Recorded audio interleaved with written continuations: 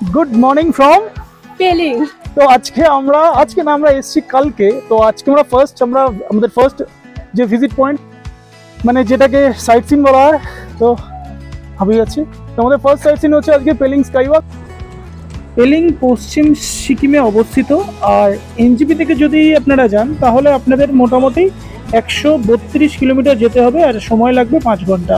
আর যদি আপনার বাগডোগরা থেকে যান তাহলে সময় লাগবে 5 ঘন্টা, টোটাল 138 কিলোমিটার। আর যারা গ্যাংটক থেকে যেতে চান তাদের জন্য 125 কিলোমিটার, সময় লাগবে মাত্র 4 ঘন্টা। আজকে আমরা এসেছি পেলিংয়ের স্কাইওয়াক দেখতে। আর এখানে পেলিংয়ে বুদ্ধের চেনরেগিজ মূর্তিটিও এখানে রয়েছে। সি লেভেল থেকে 7200 ফিট উচ্চতায় অবস্থিত এই পেলিংয়ের স্কাইওয়াকটা। বেশ সাজানো গোছানো, 137 ফুট লম্বা এই ব্রিজটি। আর এই চেনরেগিজ মূর্তিটি সিকিমে অবস্থিত 4র্থ উচ্চতম মূর্তি। এই যে গ্লাস ব্রিজ আছে, এটা থেকে আপনারা কাঞ্চনজঙ্ঘা খুব স্পষ্টভাবে দেখতে পাবেন। আর এখান থেকে ওপরে যে দেখা যাচ্ছে চেনরেগিজ মূর্তিটি, সেটাও কিন্তু খুব স্পষ্টভাবে আপনারা এখান থেকে দেখতে পাবেন। আর ফটো তোলার জন্য কিন্তু এটা বেশ আদর্শ একটা জায়গা। আর খুব সাজানো গোছানো পেলিং শহরটি দেখতেই পাচ্ছেন। মূর্তিটি যথেষ্ট বড়। আর স্কাইওয়াকের টিকিট মূল্য জনপ্রতি 50 টাকা। পেলিং এর স্কাইওয়াক দেখে আমরা বেরিয়ে পড়লাম। যেহেতু আমরা স্কুটি রেন্ট করেছিলাম ওখান থেকে, যার জন্য কিন্তু আমাদের খুব ইজিলি আমরা নেক্সট ডেস্টিনেশনের উদ্দেশ্যে বেরিয়ে পড়লাম। আর রাস্তার অবস্থা দেখতেই পাচ্ছেন, রাস্তার অবস্থা খুব সুন্দর রয়েছে। আর সবথেকে ইন্টারেস্টিং সেটা হচ্ছে আমরা এখন যে জায়গাটাতে যাচ্ছি সেটা হচ্ছে রুইন্স। মানে সিকিমের রাজধানী ছিল একটা সময়, এখন সিকিমের রাজধানী যেহেতু গ্যাংটক, সেই জন্য এই রুইন্সটা গভর্নমেন্টের আন্ডারটেকিংয়েই রয়েছে, কিন্তু গভর্নমেন্ট থেকে কিন্তু এটাকে দেখাশোনা করা হয়। তার সাথে আমরা দেখব বার্ড পার্ক, যেখানে কি আছে সেটা আপনার ভিডিওতেই দেখতে পাবেন। তো চলুন আমরা রাস্তা দিয়ে যেতে যেতে আপনাকে প্রাকৃতিক যে দৃশ্য আছে সেটা আপনারা উপভোগ করুন। আর আমাদের দেখা হবে সোজা রুইন্সে।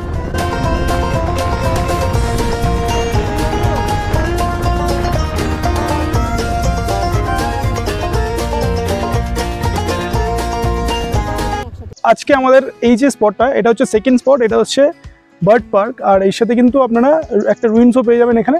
তো বেসিক্যালি এখানে জাস্ট জঙ্গলটা দেখতে পাচ্ছেন, কত সুন্দর জঙ্গল রয়েছে পিছনে। তো ভিতরের দিকে যাই, দেখি কোনো পাখির সন্ধান পাই কিনা।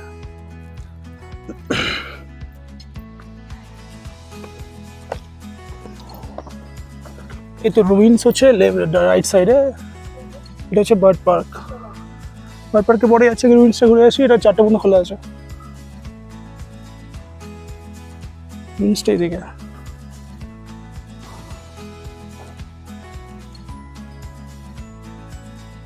এটা হচ্ছে বার্ড পার্ক, এদিকটা রুইন্স।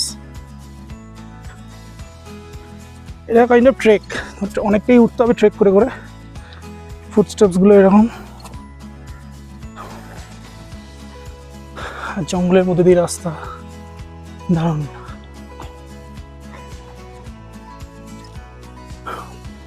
এই যে বার্ড পার্কটা আছে, মানে এই যে কিছু কিছু এখানে দেওয়া রয়েছে, যেরকম এখানে একটা পাখির ছবি দেওয়া রয়েছে, ঠিক আছে। এটা হচ্ছে রিভিস ফিজেন্ট, তো ফিমেল ভার্সন, মানে সেটাও আর কি এখানে দেখতে পাওয়া যায়।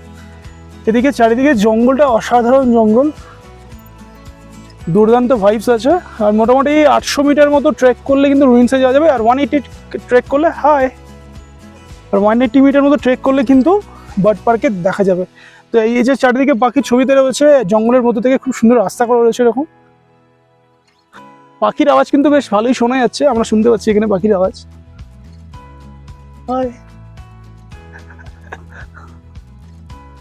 এখানে আমাদের এন্ট্রি ফি কত? এখানে এন্ট্রি ফি পার হেড 100। আচ্ছা, ফর ইন্ডিয়ান। আচ্ছা। আর ফরেনার 200। টিকিটটা দেখি একটু। আচ্ছা, এটা হচ্ছে এখানকার টিকিট। আর পার্কিং এর জন্য আমাদের যেহেতু আমরা বাইকে দিচ্ছি তাই জন্য 30 করে 30 রুপিস। আর আচ্ছা, 4 হুইলারের জন্য কত আছে এখানে? 50 রুপিস। বাট এখানে Rabdentse site of ancient capital of Sikkim. যেরকম আমরা পাবজিতে খেলি, পাবজিতে এরকম রুইন্স বলে একটা জায়গা থেকে ভাঙাচোরা জায়গা, সেরকমই কিন্তু আমরা রুইন্স দেখতে যাচ্ছি। এরকমভাবে দেখার কিছু নেই, পাবজিতে রুইন্স আছে। পুরো জঙ্গলটা জাস্ট দেখো, দুর্দান্ত জঙ্গল। একটু হাইক করতে হবে বাট ভালো। নর্মাল 800 মিটার মতো হাঁটতে হবে, কিন্তু একটু কষ্টকর, কারণ যারা হাঁটা অভ্যেস নেই তাদের জন্য একটু কষ্টকর হতে পারে, ঠিক আছে। তো দেখতেই পাচ্ছ কতটা স্টেপ, মানে কতটা স্টিফ ক্লাইম্ব রয়েছে এটা। জাস্ট রাস্তাটা দেখো, আর এই গাছগুলো কত বছরের পুরনো গাছ সেটা জাস্ট বোঝাই যাচ্ছে। দুর্দান্ত।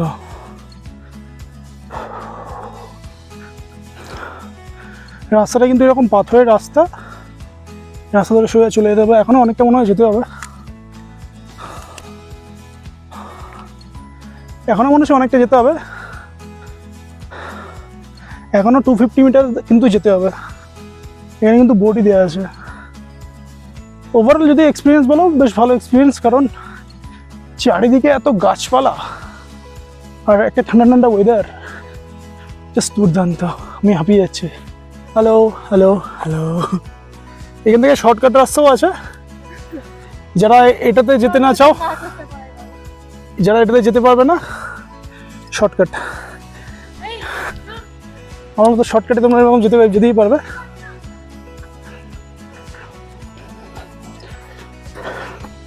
হাই।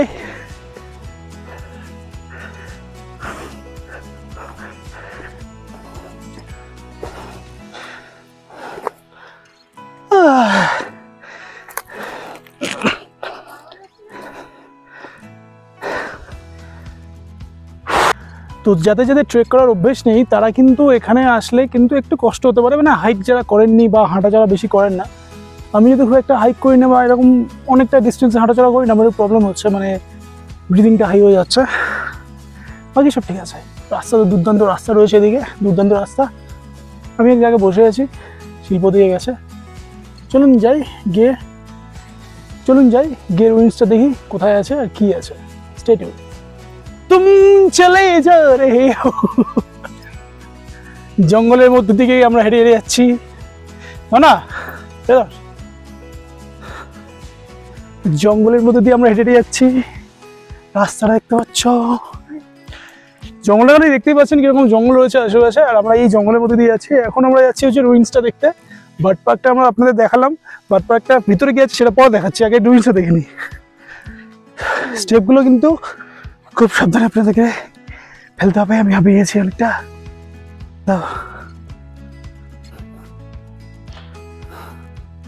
কিছু যেতে যেতে কিন্তু আপনারা একটা করে মাইলস্টোন পাবেন। এখানে দেখতে মাইলস্টোন দেওয়াই রয়েছে যে কতটা বাকি আছে। মোটামুটি 550 মিটার 100 মিটার যেতে থেকেই আপনি কিন্তু মাইলস্টোন পাবেন। নিজের পায়ের আওয়াজ জিনিস শোনা যাচ্ছে, মানে বুঝতেই পারছেন কি সুন্দর জায়গাটা। এটা একটা পুরো ঝিমছাম। আমি জাস্ট মাইকটা খুলে আপনাদের দেখানোর জন্য মাইকটা খুললাম। পুরো ছিমছাম একটা পরিবেশ, পুরো ছিমছাম, ফাটাফাটি।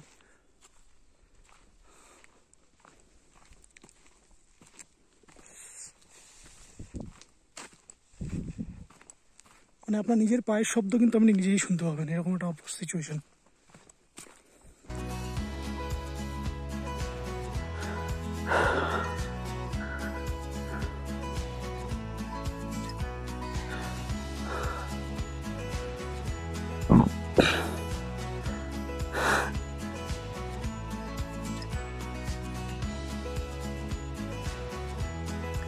তো ফাইনালি কিন্তু অনেক প্রতীক্ষার পর কিন্তু আমরা ফাইনালি যেটা দেখতে পাচ্ছি রুইন্সে চলে এসেছি আমরা। আর এটা ইন্ডিয়ান গভর্নমেন্ট এটাকে মেনটেন করে, ইন্ডিয়ান ফরেস্টের আন্ডারে এই টোটাল এরিয়াটাই পড়ে। আর এটা কি বলছিলি তুই? না, এটা হচ্ছে national archaeological survey of India কিন্তু এটাকে রক্ষণাবেক্ষণ করে। জাস্ট কি এটাই আছে নাকি আরো অনেক কিছু আছে? আচ্ছা, সিকিমের অ্যানশিয়েন্ট ক্যাপিটাল আগে ছিল। আচ্ছা আচ্ছা, এখানে লেখাই রয়েছে, সেটা দেখিয়ে দিই সবাইকে।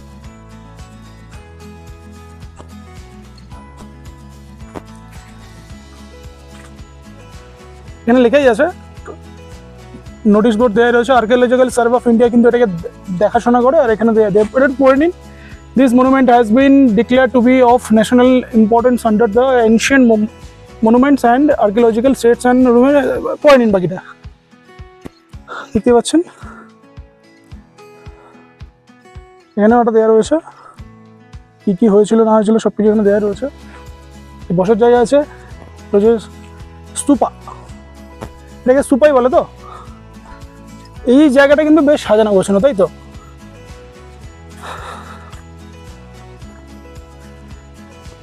অনেকটাই হাঁটার পর আমরা কিন্তু অনেক ফাইনালি চলে এলাম। আর উপরের দিকে আরো, হ্যাঁ আচ্ছা 800 মিটার বেশি আছে। হ্যাঁ, তো শিল্প বলছে যে অনেক বেশি আছে। এবার যাই উপরের দিকে, আরো অনেকটা এদিকেও আছে অনেকটা, সেটাও দেখবো কি আছে ওখানে ওদিকে। একটা সময় ছিল যখন এটা সিকিমের রাজধানী ছিল, তারপরে আস্তে আস্তে এটা এখন রুইন্সে পরিণত হয়েছে। আর সিকিমের রাজধানী এখন গ্যাংটকে যেহেতু ট্রান্সফার হয়ে গেছে, সেই জন্য এটা এখনও কিন্তু এরকম পরিত্যক্ত অবস্থায় আছে। তবে এখন এটা গভর্নমেন্টের তরফ থেকে কিন্তু রক্ষণাবেক্ষণ করা হয়।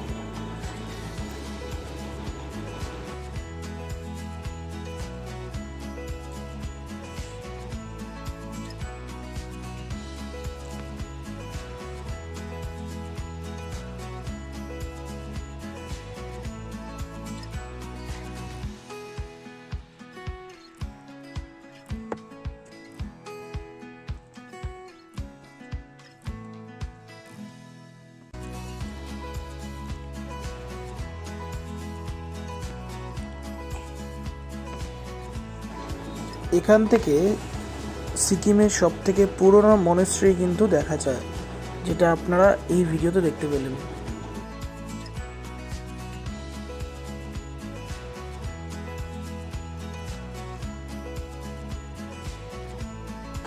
এরপরে আমরা চলে এলাম বার্ড পার্ক, যেখানে বিভিন্ন ধরনের পাখি সংরক্ষণ করা আছে। আর এই যে ঝুলন্ত ব্রিজটা আছে, এই ব্রিজের যে উপরে যেটা দেখছেন, এটা কিন্তু টোটালটাই হচ্ছে জাল দিয়ে ঘেরা। মানে এর ভিতরেও কিন্তু অনেক পাখি কিন্তু ছাড়া রয়েছে। আমরা এখন ভিতরের দিকে যাই, গিয়ে আপনাদের দেখাই কি রয়েছে এখানে আর কিভাবে কি আসতে পারবেন এখানে।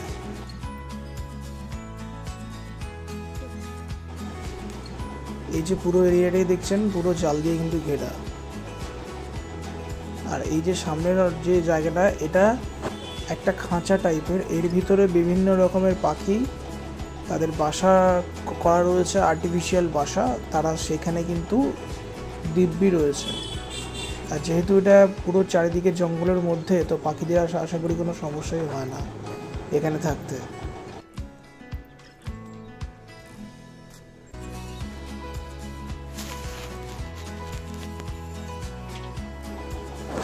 চলুন এবার ভিতরের দিকে যাই, ভিতরের দিকে দেখি।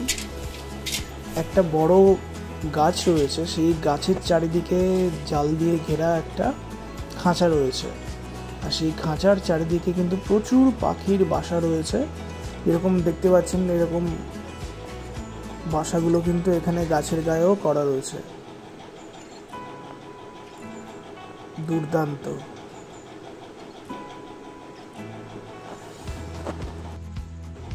এই যে জালগুলো দেখছেন, এই জালগুলোর মাঝে মাঝে কিন্তু পাখির বাসা আছে। আর এই জালগুলোতেই কিন্তু পাখিরা দিব্যি ঘুরে বেড়াচ্ছে। আর নিচের দিকে কিন্তু আরো অনেক রকম পাখি, হাঁস, নিচে গেলেই না উপরে সবকিছু গেলেই কিন্তু সবাই একদিনে এখানে হয় না, খাঁচা করে সবসময় বললে হয় কিন্তু একসাথে সব মানে কভার শো করা আছে এখানে। এবার আমরা চলে এলাম সিকিমের সব থেকে পুরনো মনেস্ট্রিতে, যেটাকে বলা হয় সিকিম ওল্ডেস্ট মনেস্ট্রি। এটাও ছিল আমাদের সাইট সিনের মধ্যে একটা অন্যতম পয়েন্ট। আর এখান থেকে কিন্তু রুইন্সটা খুব স্পষ্টভাবে দেখা যায় যদি কুয়াশা না থাকে।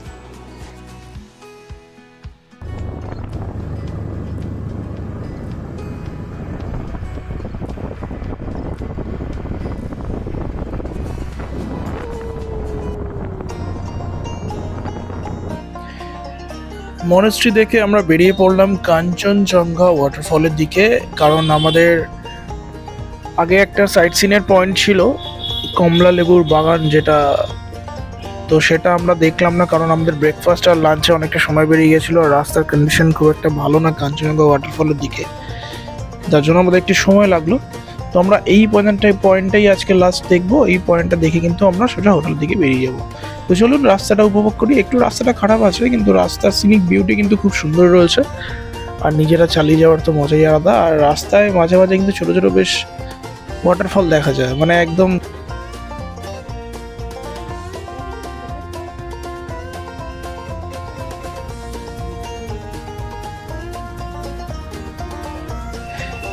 নিজের বাইক বা স্কুটি নিয়ে ঘোরার মজা তো এটাই, যেখানে সবাই অনেক দূরে দূরে পার্কিং করে রাখবে, সেখানে তুমি তোমার নিজের গাড়ি নিয়ে কিন্তু একদম মেন পয়েন্টের কাছে গিয়ে তুমি কিন্তু বাইক বা গাড়ি যাই নিয়ে যাও আর কি রাখতে পারবে। তো এখানে একটু সুবিধা আছে তোমাদের। আমরা যেরকম একদম সব গাড়ি পেরিয়ে কিন্তু আমরা একদম কাঞ্চনজঙ্ঘা ওয়াটারফলের দিকে এগিয়ে চলেছি। আর ফাইনালি এখানে প্রচুর দোকান আছে, তো আমরা এসে গেছি। আর এই ব্রিজটা থেকেই কিন্তু কাঞ্চনজঙ্ঘা ওয়াটারফলটা দেখা যাচ্ছে। কাঞ্চনজঙ্ঘা ওয়াটারফলে গিয়ে শিল্প বললো যে আমি জিপ লাইন করবো। আমি বললাম ঠিক আছে কর। তো এই যে জিপ লাইন করে নিচের দিকে নামছে, বেশ সাহসের ব্যাপার। কিন্তু এটা খুব একটা বড় জিপ লাইন না, বাট যথেষ্ট উঁচুতেই রয়েছে এটা। তো এখানে জিপ লাইনের প্রাইস ছিল 100 টাকা। আর যেহেতু ভিডিওগ্রাফি করে দিলে ওরা 50 রুপিস করে এক্সট্রা নেয়, তো 150 টাকা করে এখানে চার্জ আছে জিপ লাইনের জন্য কাঞ্চনজঙ্ঘা ওয়াটারফলে। কোনো রকম ব্যাকগ্রাউন্ড আওয়াজ রাখলাম না, শুধু জলের আওয়াজটা খুবই দুর্দান্ত।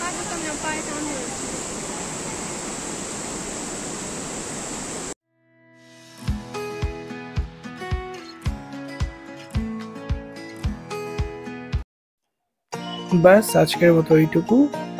দেখা হবে খুব তাড়াতাড়ি একটা নতুন ভিডিওতে, নতুন নতুন কোনো ডেস্টিনেশন নিয়ে আবার হাজির হবো আপনাদের সাথে।